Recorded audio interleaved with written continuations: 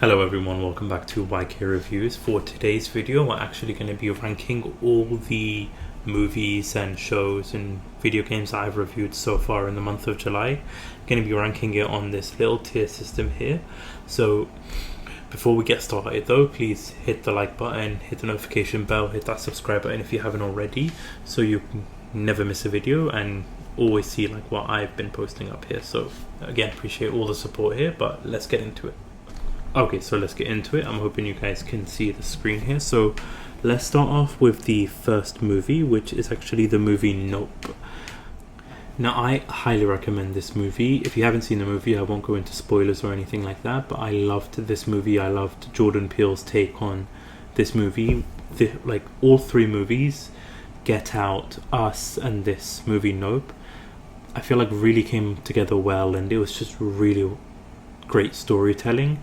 So with Nope, it's definitely up there as like a great movie itself. There was a bit of like side characters and side plots going on when it comes to like one character and like their backstory, which I didn't understand. But for me, I would honestly give this movie an A.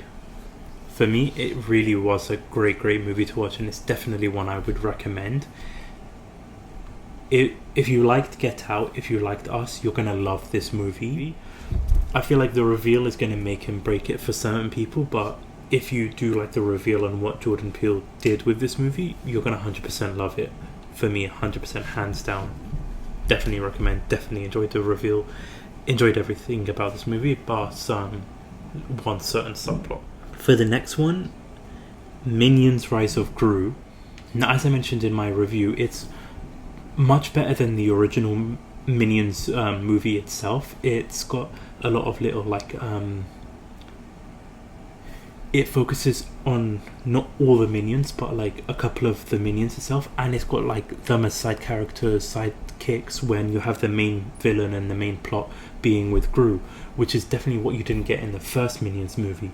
So I definitely thought this one was better than the first original Minions movie, because it holds well as you've got like them focusing on one of the supervillains as Gru, as the person they're looking up to and they're following. I feel like also if you have kids, they're gonna love the Minions, and they're gonna love like what they do with like the little karate scenes between Stuart, Bob and Kevin, the three minions that they focus on, and also the little subplot with Otto. So I feel like the movie in itself does hold up well, and it is great. For me, I would give this movie a B. I would say a B on the tier ranking list. There's definitely a movie I would watch with the kids if you have kids.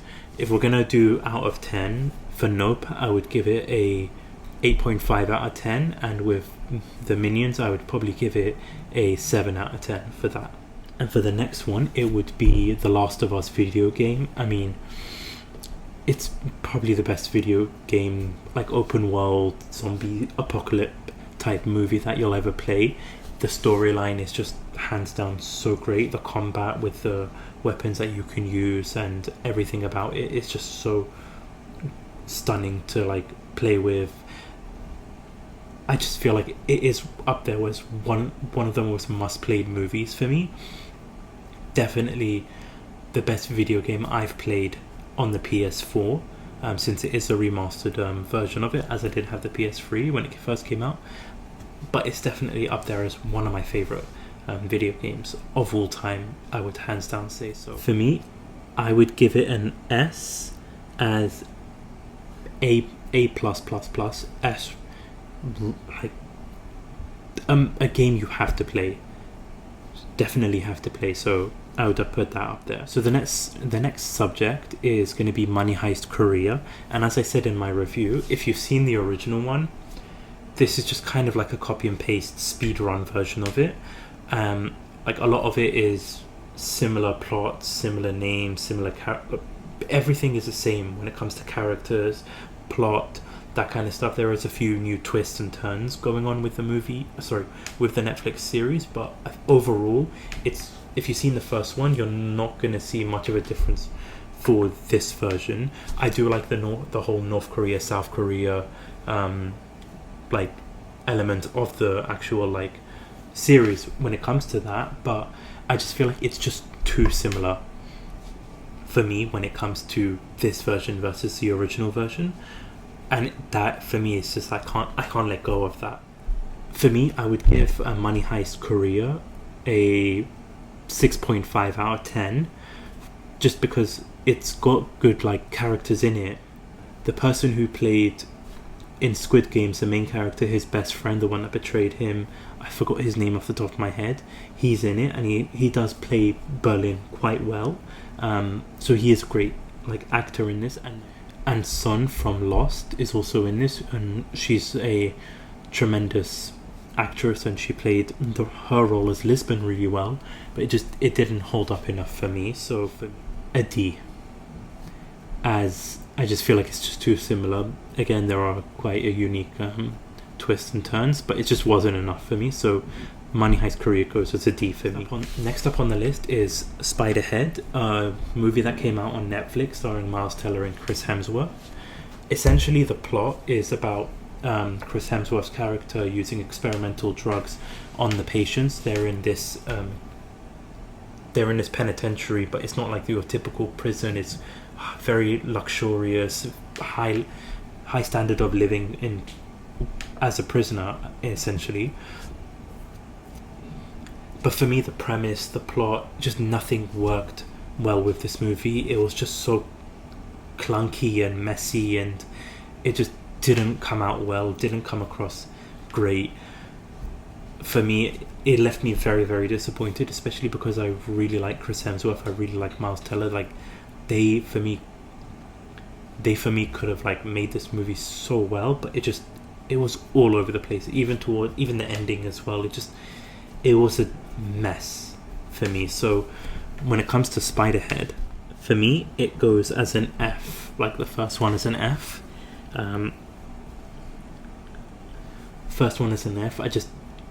I didn't enjoy it, to be honest. It left me disappointed, especially because I had high hopes for this movie, given what I read from the premise and the synopsis. And next on the category we have is The Sea Beast. It's also a Netflix movie that came out a couple of weeks ago. As I mentioned in the review, the animations, I still can't get over the animations. They look so amazing, really great to look at. So I highly recommend the movie just because of the whole visualization of that.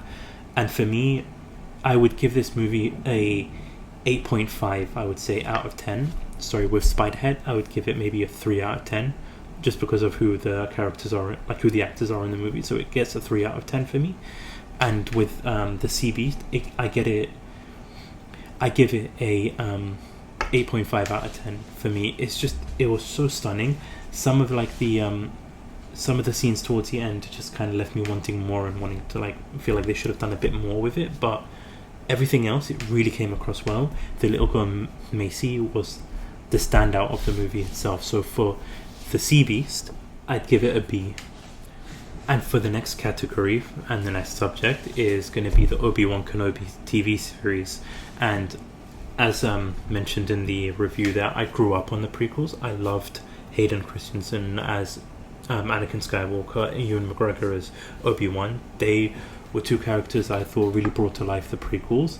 So I enjoyed what they did, and I grew to love the prequels over the years. The more I watched it and the more I grew up with it, it's a great era, I would say, of Star Wars. I know it doesn't hold a candle to episode 4, 5 and 6, but for me I had high hopes for the Obi-Wan Kenobi TV series, and what they did with it, I was very disappointed with certain episodes, certain scenes, like the chase scene in episode 1, and focusing on like different characters when it could have just been focused on Obi-Wan versus Darth Vader / Anakin Skywalker.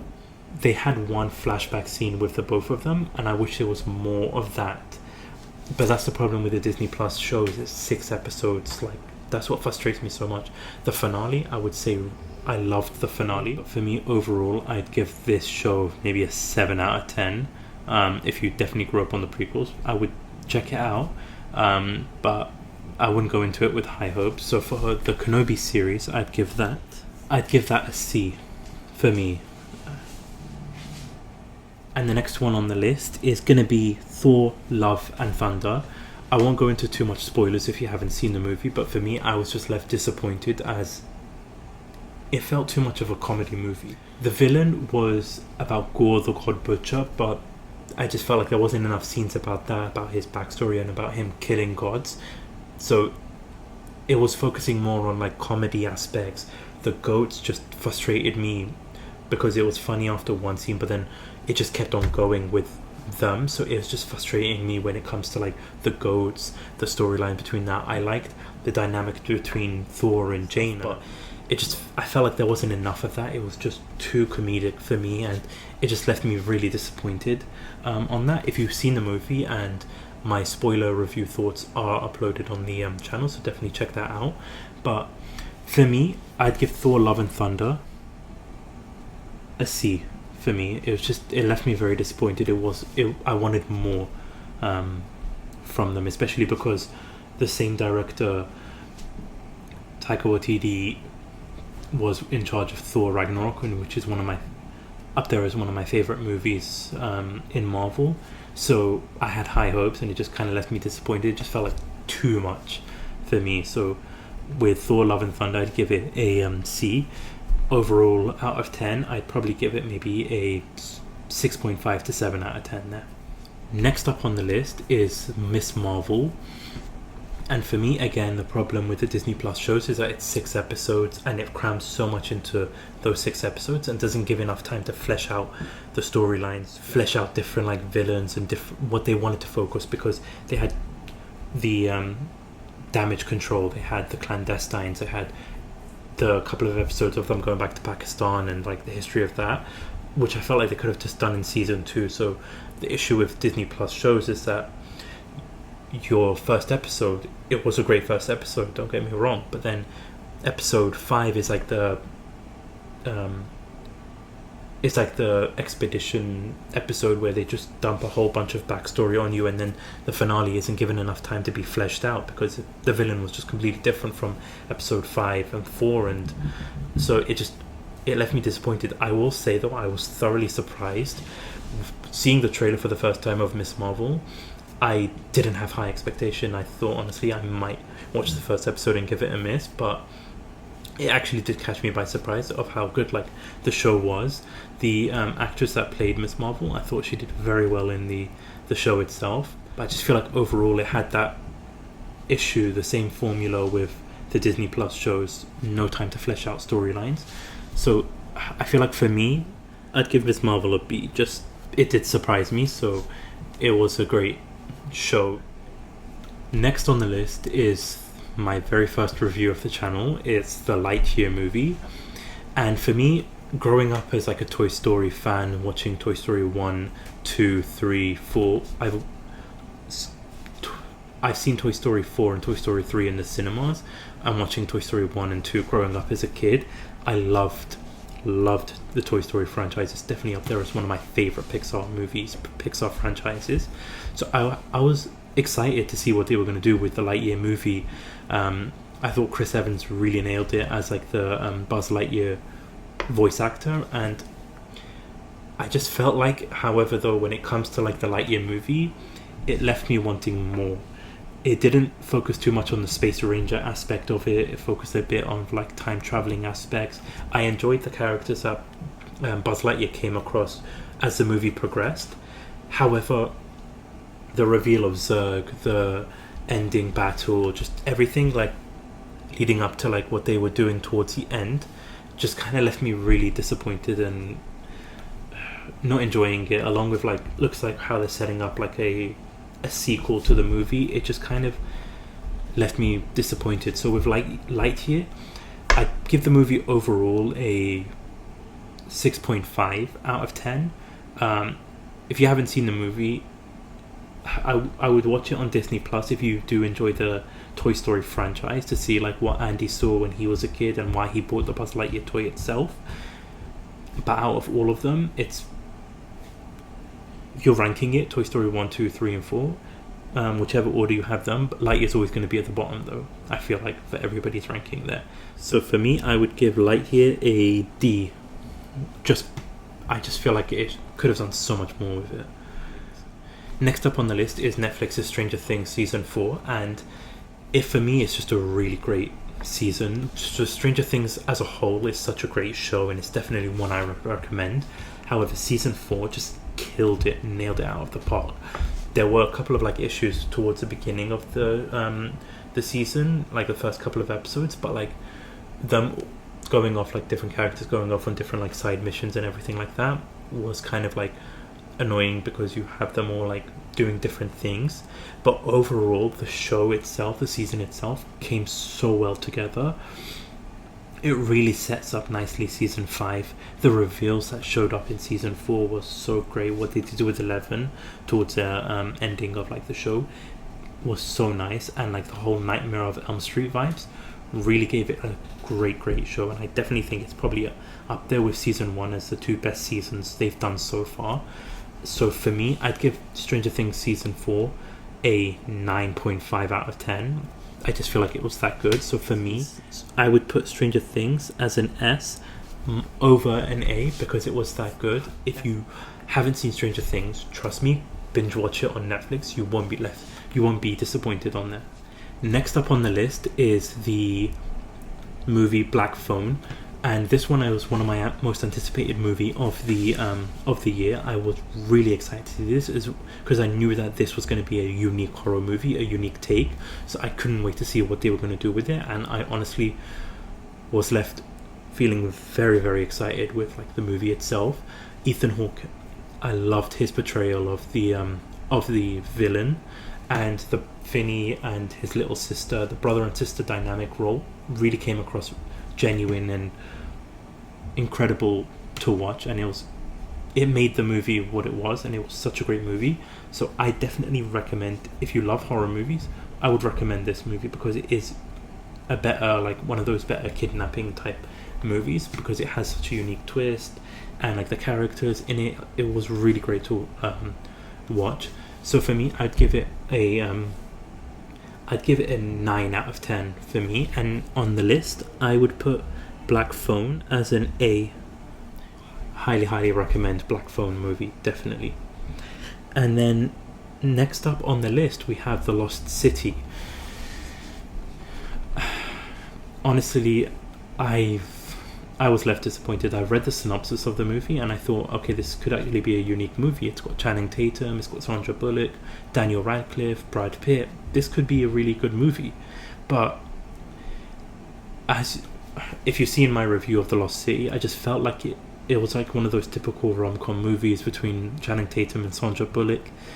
Daniel Radcliffe's portrayal of the villain was basically, if you've seen Now You See Me Part 2, it's the exact same portrayal. It was just kind of like a spoiled kid not getting his way type. I know he could do so much better, so it just left me really disappointed, and like I just wanted more from the movie. It's so much different types of like elements to it, but it was just one of those typical rom-coms, and nothing wrong with a rom-com movie, but reading the synopsis, I thought it was going to be something different to it, so it just kind of left me disappointed. So for like The Lost City, I'd probably give it maybe a 4.5 out of 10. There were some funny moments in the beginning, but then it just swayed, and like also some of the CGI in like the later parts of the movie with the forest kind of felt like wonky, but that's not one of the reasons for my like ranking and like my score. Just the storyline just left me like disappointed, to be honest. So for me, I would put Lost City as a D. The last on the list, and I think it's an easy decision for me there, Spider-Man PS4, not the remastered but the original PS4 that came out in 2018, Game of the Year of 2018. One of my favorite PlayStation games, one of my favorite Spider-Man games I've ever played. It's up there with storyline,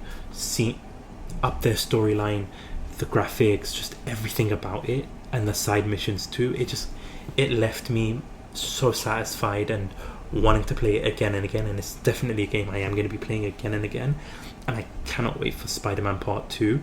I know it's going to come out in the next couple of years. I can't just wait to see more trailers, more like footage from that game. But with this one, if you've not played it, definitely go out and play it, because it's such a great movie, and it's such a great video game that the storyline, the emotion, it comes across so well. So definitely recommend it. And for this, it's an easy one, an S, hands down. It's game of the year quality. It doesn't let you down. It's so good. Go out and play it. But this is altogether my tier list, my rankings of all the movies, shows and games that I've reviewed in the month of July. Every month I'll be doing one at the end of the month of everything that I've reviewed so far. And also, if you have any suggestions of something that I might like or might dislike, want me to review, let me know down in the comment section below. This is the overall list. I'll put a screenshot of the final list right here. Thank you so much for watching. I really hope you do enjoy the video. If you haven't already, hit that subscribe button, hit the like button, hit the notification bell so you don't miss any videos. Again, thank you so much for watching though. Peace.